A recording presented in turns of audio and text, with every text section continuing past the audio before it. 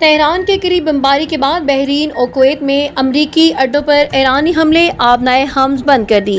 ایرانی فوج نے ڈرون حملوں کے ذریعے بحرین میں موجود امریکی بحریہ کے 5 بیڑے کے پیٹریاٹ ایئر ڈیفنس سسٹم کی کمیونیکیشن اینٹینا اور ریڈار نیٹ ورک کو اڑا دیا۔ ایرانی حملے میں فوجی ایئر بیس کو شدید نقصان پہنچا۔ اسرائیل نے پہلی بار اعتراف کر لیا۔ رامات ڈیوڈ اسرائیلی فضائیہ کا اہم ترین ایئر بیس ہے جو شمالی محاذ پر فوجی کارروائیوں میں کلیدی کردار ادا کرتا ہے۔ اسرائیلی فوج نے حالیہ جنگ کے دوران پہلی بار اعتراف کیا کہ رواں ہفتے ایران کے بیلسٹک میزائل حملے میں اسرائیل کے رامات ڈیوڈ ایئر بیس کو شدید نقصان پہنچا ہے۔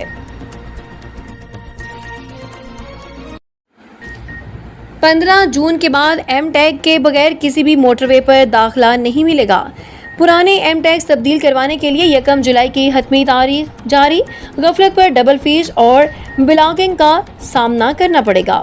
موٹر وے کے انتظام سنبھالنے والی کمپنی ون نیٹ ورک نے ملک بھر کی تمام موٹر ویز پر سفر کرنے والے شہریوں کے لیے ایم ٹیگ کے نفاذ کی حتمی تاریخ اور پرانے ٹیگز کو بلاک کرنے کی آخری ڈیڈ لائن کا باقاعدہ شیڈول جاری کر دیا ہے۔ پاکستان چین کے درمیان بھینسوں کے ایمبریوز کی برآمد کا معاہدہ۔ معاہدے کے تحت پاکستان سے چین کو بھینسوں کے ایمبریوز بیضے منجمد ماد تولید برآمد کیا جا سکے گا۔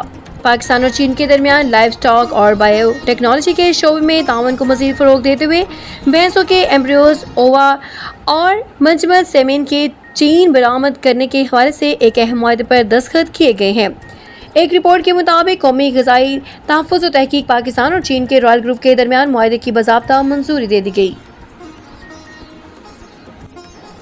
پاسداران کا امریکہ کے 18 اہم اہداف کو نشانہ بنانے کا دعویٰ۔ خلیج فارس میں امریکی F-16 طیارے پر میزائل سے حملہ کیا۔ بیان آبنائے حمز میں کسی امریکی جنگی جہاز پر حملہ نہیں ہوا۔ سینٹیکام کے ایرانی حملے کی تردید۔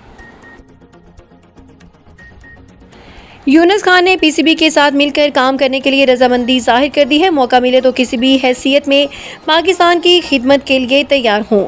بلدیہ ٹاؤن اسٹیڈیم کے دورے کے موقع پر گفتگو۔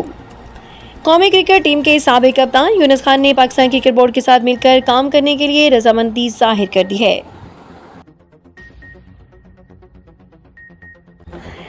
معروف پاکستانی اداکارہ اور ٹی وی میزبان جویریہ سعود نے بتایا کہ 2022 میں حج کی ادائیگی کے دوران اچانک ان کے ہاتھوں میں عطر کی خوشبو آنے لگی، حالانکہ انہوں نے عطر استعمال نہیں کیا۔ جویریہ سعود نے بتایا کہ انہوں نے اپنے ہاتھ اچھی طرح دھوئے، تاہم اس کے باوجود خوشبو ختم نہیں ہوئی اور مسلسل 3 دن تک ان کے ہاتھوں سے آتی رہی۔ انہوں نے کہا کہ اس وقت ان سے زیادہ چرچا نہیں کیا، تاہم ان کے ہمراہ موجود متعدد افراد کو اس غیر معمولی خوشبو کا علم ہوا۔ پروگرام میں موجود ایک عالم دین نے اس واقعے کو اللہ تعالیٰ کی خاص رحمت اور برکت قرار دیتے ہوئے کہا کہ بعض اوقات اللہ اپنے بندوں پر خصوصی کرم فرماتا ہے جس کی مختلف صورتیں سامنے آتی ہیں۔